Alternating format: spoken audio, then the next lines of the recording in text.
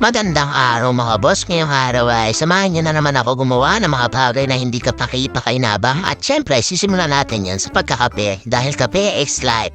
At pagkatapos natin magkape, namili tayo ng ulam. Ang problema, wala daw sirang barya sa 1,000 dahil maaga pa daw kaya naisip kong buksan ang aking alkansya at kumuha ng barya. Literal na barya yung ibabayad natin yan. No? Narinig niyo ba yan? Napakaraming barya yan, kaya kukuha tayo ng konti dyan. Yan, siyempre bibilang-bilangin natin yan. Kukuha lang tayo ng konti. Yan, may mga tig-1,000 dyan na na, yan. Kaya lang hindi ko muna yan babayad. Kukuha lang tayo ng konti para may pambili tayo ng ulam. Yan, tingnan nyo, yan na yung nakuha natin. Yan, okay, sisegregate na natin yan. Lalagyan natin yan ng tape para hindi siya bibilangin ulit pag nandun na ako sa harap ng tindahan. Kaya tinipan na natin yan. Yan, eto talaga yung kagandahan pag may sa ipon ka. Pag may emergency o kailangan mo talaga, may dudukutin ka. Kaya, ayan, aalis na tayo para ipapalit yung ating pera. Ipapabuo natin. Kung yung iba nagpapabarya, tayo ipapabuo natin na yan. Nauubaran pa nga tayo dyan. At dahil nauubaran tayo, yan narita tayo ni Ate Milet dahil may papa, barya daw siya.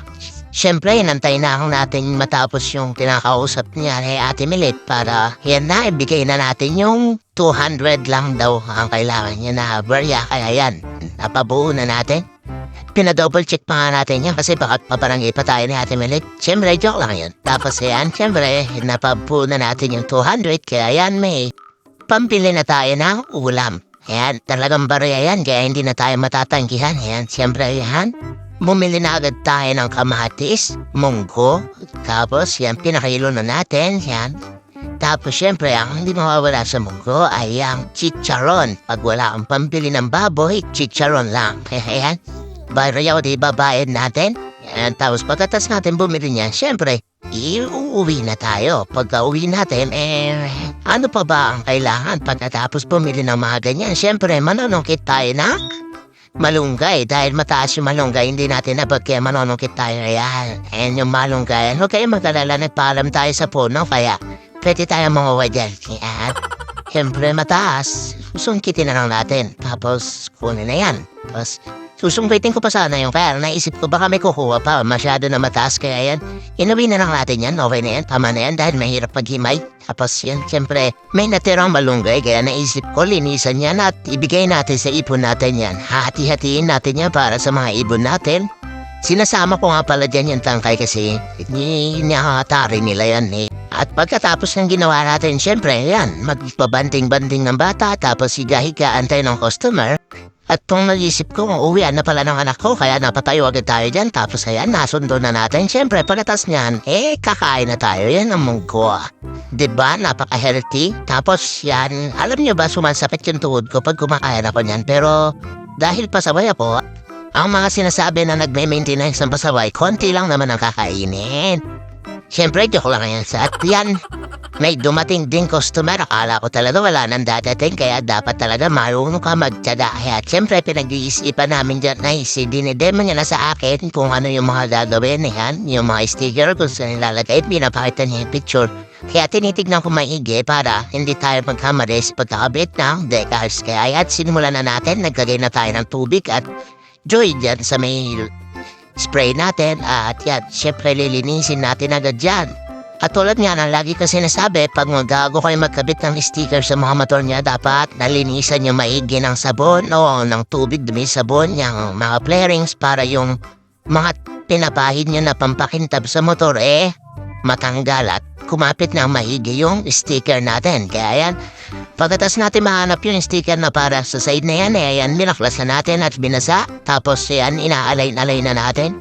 Tapos kilala niyo naman ako pag nagkakabit ako ng sticker, lagi kong tinatanong yung may-ari para makuha yung side niya kung okay na ba yan o okay na to.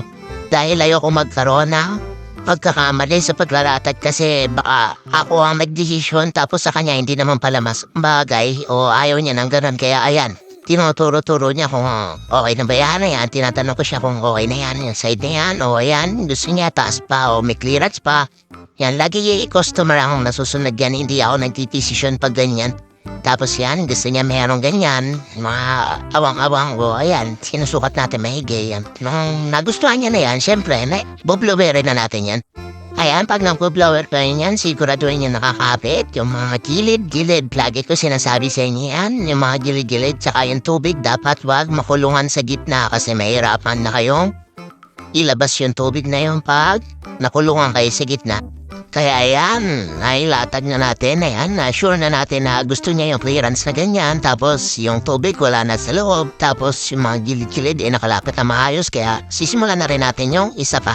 Siyempre, ulitin niyo lang yung proseso, dapat malinis-malinis, walang wax, tapos ayan, tapos ang gagawin natin dyan ay i-align-align ulit, tapos tatanungin ko ulit siya kung okay na ba yun sa kanya, tapos siyempre, papakita ko na rin agad sa inyo yung finished product. Ayan, nailapat na rin natin. Siyempre, at yan, may ilalagay pa tayo sa taas niyan na sticker. Kaya, sisimulan na agad natin yan.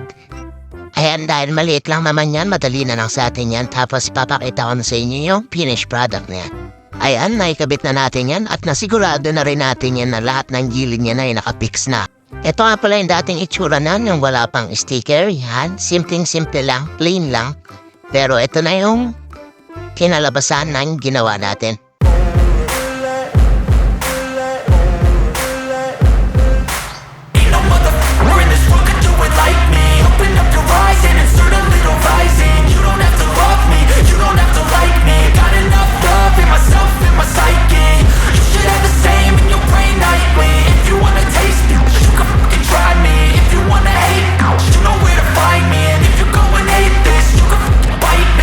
Cruising in my lane fast, call it high speed. I've been working hard, yeah, I've been working nightly. If you think you'll win, ha, not likely. I be taking shots, yeah, cold-blooded, icy. Watching them.